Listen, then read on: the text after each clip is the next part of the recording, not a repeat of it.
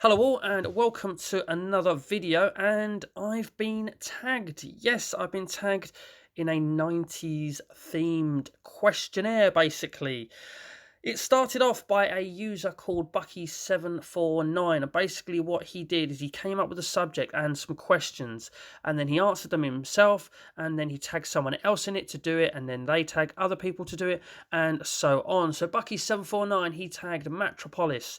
Matropolis tagged the Retro Reclaimer, and then the Retro Reclaimer has now tagged me, and it is indeed time for me to answer these 7 questions, all to do with the 90s, and that is why I brought this thing here in as a little prop. So, the 7 questions, let's dive into them. Very first question, number 1. What is your favourite cartoon you own on DVD, in brackets, or just favourite cartoon? Now, I'm going to answer my favourite cartoon, but I'm also going to kind of answer both things here because I haven't got my favourite cartoon on DVD. But my favourite cartoon of the 90s, what do you think of cartoon-wise when you think of the 90s? For me, obviously, The Simpsons was around. That was much later. But I think of the early stuff that really got me into watching TV, basically, as a kid from a very young age. And things that crop into my head that I absolutely adored and loved was, first up was The Real Ghostbusters. Absolutely loved that. I believe the Real Ghostbusters original cartoon ran from the late 80s to the early 90s or such, but obviously it's continued on ever since, basically. And obviously there were reruns of that original series as well. But for me, cartoon wise, of the 90s, and I've got a couple of these figures as visuals, had to be these guys. These guys here just absolutely blew me away as a kid. I was absolutely fascinated by them. Yes, the Teenage Mutant Ninja Turtles, obviously, which are still one of the strongest franchises going around today. That original cartoon ran from the late 80s to the mid 90s, and I just remember it being essential viewing for me as a kid. Absolutely had to watch it, and by far, I mean, I loved other stuff like I'm thinking of Mask, Thundercats, just things like that as well. But with regards to owning this sort of stuff on DVD, I have literally only got one thing on DVD, but it also counts as one of my favorites. So my favorite on DVD is basically because it's the only one I've got, but it is a favorite anyway. My favorite on DVD is this. Is DuckTales. As I say, I remember going to a Tesco's or Sainsbury's, can't remember exactly which one, and I saw this box set literally just sitting there chilling, and it was like 3 or 4 quid. It was nothing. The entire first collection, 3 disc set, season 1. And I love it. I mean, don't we just all love the theme song? Tell me you're not singing that in your head now that I brought that up. Tell me you're not. But DuckTales, yes, a woohoo. And fantastic. Absolutely adored it. And I saw this. It's just a massive nostalgia kick. I had to buy it there and then, so I did. So my favourite cartoon is the Turtles, Teenage Mutant Hero Turtles, as they first were started, but obviously changed to Ninja Turtles. Then the one that I've actually got on DVD, well, it's the only one I've got on DVD, but it is still one of my favourites, and that is DuckTales. So, question number 2. Question number 2, the age-old question, isn't it just Sega or Nintendo? And I can answer that really easily by just whipping this box out of the way. The backdrop for my videos, it's a wall of Sega Mega Drive games. Now, my journey into console gaming started in the arcades, but it then branched out into Sega. And the first console I ever got, system I ever got, was this little fella here.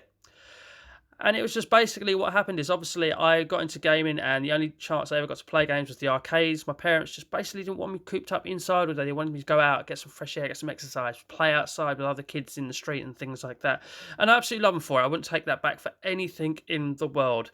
But I loved my gaming, and I used to pest them all the time for a home console. And eventually they said they could see it was my passion, they could see it was my love, and see it was my joy. And they eventually just said, okay, we'll meet you in the middle, basically. You know, because I was a terrible traveller as well. I was in the car as a kid. So they said, we'll meet you in the middle. We'll get you a handheld so that you can play that in the car. And that was basically a choice between the Game Boy and the Game Gear. And I just loved the colour screen of this thing. I loved Sonic. I loved everything about it. And I just had to have the Game Gear over the Game Boy. I was one of a few. It seemed to be the handheld of choice was the Game Boy back then. But I wanted the Game Gear. And yes, it eats batteries, but it lived at home plugged in, or basically when we was out in the car, it pretty much had the cigarette adapter running through to the back and lived plugged in there as well. I mean, there was a few occasions I had batteries for it, but you had to buy well-branded ones, otherwise anything cheap knockoff just wouldn't last that long. But absolutely love the Game Gear, and like I said, it had to come with Sonic the Hedgehog for me because I absolutely love it. And if I can get the little plastic case open, just show you it. Here it is, Sonic the Hedgehog. Absolutely adore this character to bits. In fact, we can bring this in as well. Look, got the cable buddy here as well. So big Sega fan, big Sonic fan. It was always going to be Sonic for me, and Sega and the Game Gear. But my love for Sega never stopped there. The only console I ever skipped out on was the Saturn, but I do own one of these babies as well. Doesn't really fit into view that well, but I've got the Sega Dreamcast, and I absolutely love the Sega Dreamcast. I really do. It was a console I had for many years, and basically I loved it so much, I literally played it to death. Honestly, it burnt out on me one day, and this was basically the last that Sega ever had as a home console, or the last console they ever made for the homes. Really sad, actually, but yeah, absolutely adore Sega. Always have done, always will do. So, question number 3, favourite console video game. Well, I've just gone into depths about my love for Sega, so we're just going to slide one down here off the top of my Sega wall, and there we go. There is no other game that can ever be deemed my favourite, certainly from that time period. Yes, I love Gears of War now, but if you had to put me on the spot and say what is your most favourite video game of all time, and you're talking console release as well here, this was released on the consoles, it has to be Street Fighter 2. It is just, when this came to the home consoles, it was just amazing. It was just the best thing ever. Obviously, the SNES had it first, and I had Sega's. I had my Mega Drive, and when this came out for the Mega Drive, it was just a must. I had to have it as soon as possible. I saved up my pocket money for weeks. But for me, the greatest game of all time. It really is. It really is. And as I say, I love it so much that I just buy lots of other merch. And of course, my boy Ryu, he's my favourite. Absolutely love it. And this pad is a must if you're playing Street Fighter 4 on the Xbox 360. But yes, absolutely adore Street Fighter 2. It is my favourite video game console release of all time. So yes, Street Fighter 2 for that one. Now, question 4. Question 4 is favourite comic, Beano or Dandy, was basically how I saw this. And the reason why I saw this is I'm not a great reader. I was never a great reader, even as a kid. I just, it just wasn't my thing. I was very play outside, play football, into video games. So I didn't really read that much. So when you said favourite comic, it really was picking between the Beano and the Dandy for me, because those were the two that we had. And they're the only ones that I ever got into a little bit and read. And out of the Beano and the Dandy, I think it's all about Dennis the Menace, the Bash Street Kids, Lord Snooty. So for me, it will always be the Beano if I have to pick a comic, and certainly from the 90s. So yeah, favourite comics, definitely the Beano. Okay, number 5, favourite pro wrestler. Now this one, again, is very easy for me, and although he made his debut in the 90s, was very prominent in the late 90s, I must say his best stuff came in the early 2000s, and I'm going to bring in this set of Funko Pops here. Yes, it's the Hardy Boys in general, but out of the two of them, it's this fella here, Jeffrey Nero Hardy. Absolutely, guy in the ring amazes me. Puts his body on the line, quite literally. Absolutely. He made his debut in 1994, so he did make his debut in the 90s, and it was as a jobber under the name Keith Davis. He didn't even use his real name. And obviously he lost that match, that's why he was a jobber. He made an appearance the next night under his real name of Jeff Hardy and lost to the 1-2-3 Kid. But the Hardy Boys were formed in 1998, and that is where the pair of them really took off, and especially Jeff. Jeff was always considered the better of the two brothers, although arguably Matt has really shone in his later years to this date. But Jeff, for me, absolutely brilliant. I mean, like I said, the Hardys were very good, and they had some absolute astounding matches in the late 90s as well, in the Attitude Era and throughout. The 1999 No Mercy pay-per-view, where the first ever, and here's the keywords, tag ladder match, not just ladder match, obviously that was a lot earlier, happened, and it was between these two and Edge and Christian. So the Hardy Boys versus Edge and Christian in the Terry Invitational Tournament final. And I can remember watching that match. Yes, it does spell out that word if you've noticed that. And basically the prize was to get a bag of money that was hanging above the ring using ladders. Obviously, ladders were permitted in the match. That's why it's a ladder match. And first team to go up, grab down the money, won the money and also the managerial services of Terry Runnels. So that's why it was a Terry Invitational tournament. And that match was just mind-blowing. And already being slightly a Hardy Boys fan and slightly a Jeff Hardy fan over Matt, that match cemented it for me. This guy is nuts, and he really does put it all on the line for his audience. As I say, the earliest 2000 stuffs when they did the TLC's matches, and again, that just triple feud with the Dudley Boys involved as well. They went on to some absolute great stuff. But you're talking favourite pro 90s wrestler. He started in the 90s. He had great matches in the late 90s. And because he's my favourite wrestler of all time, and he was around in the 90s, he has to win. I must give honourable mentions to the wrestlers I grew up watching as well. Big Ultimate Warrior fan. If you want to talk about early 90s, he was my one back then. Obviously, you had Hulk Hogan, you had the $1 Million Man, Jake Snake, Hacksaw Jim Duggan, Legion of Doom, Demolition, Axe and Smash. Great wrestlers of that time period, but it has to be Jeff Hardy. It has to be Jeffrey Neal Hardy. And just to prove it, this stuff again is all a little bit post 90s, but I have everything from his career almost. Well, not everything, but I have a lot of it. So we've got the TNA spell that he had. We've got the Twist of Fate, Matt and Jeff Hardy story. That's WWE/F. And then we've got one of him on his own there as well. Just absolutely think the guy is fucking brilliant when it comes to wrestling. I really do. Okay, so question number 6 is favourite song and music video. So from the 90s, I mean, my favourite band is actually kind of... their good stuff is from 2000 onwards. So my favourite song of all time isn't from the 90s. But my favourite 90s song, again, it became an easy pick. And I'm going to bring this in to view for that. And that is a Nirvana compilation album, which was released in 1996. It was released 2 years after Kurt Cobain actually died. You can argue that very early 90s, when the song that I'm on about, was released and made, which really caught on. And I don't even think Nirvana realised how much it would catch on, actually. But that song it was released in 91 on the Nevermind album, which I don't own. I think my sister owned it, and I used to borrow it a lot back in the day as well. I owned, obviously, this album and In Utero. But I never really got into sort of what style of music I liked the most and having favourite bands. So when I was very young, it kind of used to change all the time. But as I got older, I found my groove as such. I found what music I was into, and to this day, like I say, my favourite band, all their good stuff is 2000 onwards, and that is Papa Roach. I have every album, absolutely love them. My favourite song by Papa Roach and favourite song of all time is Scars, but that was released after 2000. But again, going back to the style of music I loved, these guys, and obviously Dave Grohl was in this, he went on to be in the Foo Fighters, loved the Foo Fighters too. This style of music was my thing.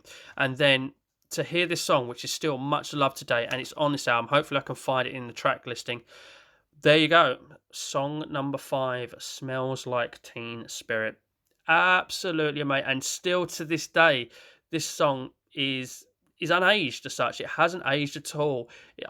Still to this day, it comes on in events and nightclubs and places like that, and people that are growing up now, just about old enough to be in those sort of venues, know it and start dancing to it and start bouncing up and down, because it is just that damn good. And for me, my favourite song of the 90s has to be Smells Like Teen Spirit. It really does absolutely have to be.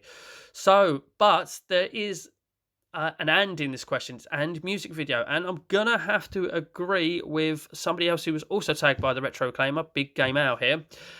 I've thought long and hard about this, and I really can't think of a more iconic music video than the Verve Bittersweet Symphony. I really can't, from the 90s. I've thought of a couple that come close, but that just image of Richard Ashcroft walking down the street, jumping over the car, barging into people, having that woman run round in front of him and shout at him, and literally his focus just hasn't changed, and he's still going forward without caring in the world, singing the song. It is just super iconic. And of course, I'm just going to bring up the hilarious parody done by Fat Les in 1996. I know that because it was done for Euro 96 alongside Three Lions, where they parried that song, and that was just as funny. It really was. Like, the guy in that video jumps on the car, and the car then pulls back and he falls over.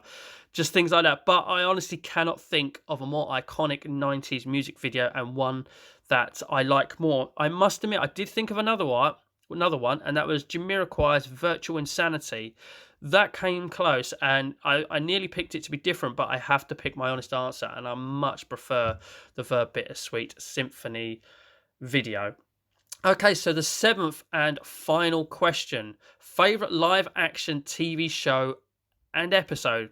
Episode's going to be a little bit tough for me here, but if you're talking 90s and favorite TV shows, now I know this isn't a pre-recorded thing as such, like with actors and stuff. It was actually a live event, but it was a TV show, and you can't get more live action than a competitive natured thing. And the only visual aid I've got for this was stolen from my box of trading cards and stickers for my 5 random pack series, and that is these lot here. Gladiators. Absolutely. Literally, this was my Saturday night viewing. This was part of it. Obviously, you had Blind Date, Baywatch, and Gladiators sort of all in one stretch. But this, for me, was the main event. I absolutely adored this. And funny, looking at these stickers now, I don't know what happened to it, but I had this original album and didn't have it complete, but I had a lot of stickers in it. And I absolutely loved the Gladiators. What a spectacle and what an event it was. Just drama as well. And this ran from 1992, and its final episode was actually, I've looked this up, was on the 1st of January 2000. But what a show it was! It was. I know they tried to bring it back, but they didn't have that in the live studio. You know, like it was the Birmingham International Arena? I think that was it. There we go. But what a TV show. And of course, yeah, didn't we all just absolutely fall in love with Jet as young boys as well? But as for final episode, for favourite episode, I mean, how can you pick from a show like this? All I can really recall was there was a contender who basically becomes sort of a Gladiators legend as a contender called Eunice Huthart. And she won the UK series and she qualified for the International Gladiators, as did another guy called Phil Norman a year or two later. Anyway, the very first International Gladiator series was, again, it was just the best of the best contenders wise, and it was a proper spectacle too. Now, Eunice won the women's final, and the women's final was good. She beat an American lady called Kim Tyler, and the men's final was Wesley Two Scoops Berry, Two Scoops being a story told about his mother, you know, because he wouldn't finish his dinner, always, you know, have 2 more scoops. But anyway, Wesley Berry versus an English guy. I can't remember his name. It was Paul something. I can't remember. But that final was really good. Don't get me wrong. But the final that should have been was actually the semi-final between Wesley Two Scoops Berry and this Phil Norman, because they were just as good as each other. And it was literally when they performed in the events, who would outperform the other. I can't remember exactly. I know he won, but Wesley Two Scoops may have had a slight advantage. And it was the most dramatic eliminator ever. And again, that should have run alongside Eunice Huthart versus Kim Tyler as the final. So I can't really pick a favourite episode, but those two side-by-side sort of episodes were just absolutely amazing. And this, again, when people say favourite TV programme of all time, it is Gladiators. So I say you can't get more live action than something happening of a competitive nature in an indoor arena. So yes, Gladiators is my pick for the 7th and final question. So ladies and gentlemen, I'm just going to bring this back. This has been a lot of fun and a lot of nostalgia remembered by myself, and I've really enjoyed it. As I say, I was tagged by the Retro Reclaimer, and then what you have to do at the end of these videos is you have to tag someone else as well. I know Bucky749 only tagged 1 person, and Matropolis tagged about 4. I think Kieran tagged 2, but left it open to everybody. And it is open to everybody. Everybody should have a go. But I am going to tag 2 people, and I'm going to tag them for a reason, because they used to have numbers in their name. So I know they're around about my age, or I know one is definitely my age, and one is a year younger. The first person I want to tag, because I know he has a lot of similar interests to me, and collects a lot of stuff that is very nostalgic as well to this time period. So I want to nominate Scott Glory Hunter. Not Glory Hunter 82 anymore, just Scott Glory Hunter. I would love him to do this. I really, really would. And then the second one that I'm going to pick, he's a year younger than me. Again, has a lot of similar interests to me. Collects toys off this time period as well. I'm going to have to nominate Dainster as well. Formerly Dainster 83, got rid of them numbers too, just Dainster. But like I said, it's open to everybody, so I'm going to throw it out there to the other TMB boys too. So come on in, Eddie, Nath, Sean, Pete, Retro Bear. Let's hear you. Let's hear your 90s. And of course, again, you just have to want to have a go. Really, it's open to everybody, but I have tagged all them people. So what I'm going to do also in this video is please do check out Bucky749's original video. I'm going to try and post a link to that in the description, and obviously Matropolis was then after that, so I'm going to tag him, and obviously Kieran's video as well, the retro claimer. Going to put a link to that in the description, so please do check out all of those as well, and please do, yeah, just join in, have a go. It's all in the name of having a bit of fun. I've certainly enjoyed answering these. I hope you found some of these questions interesting and have sparked some memories of the past within your heads. So anyway, ladies and gentlemen, it's time to finally wrap this video up and just say now, thank you very much for watching, and as always, take care.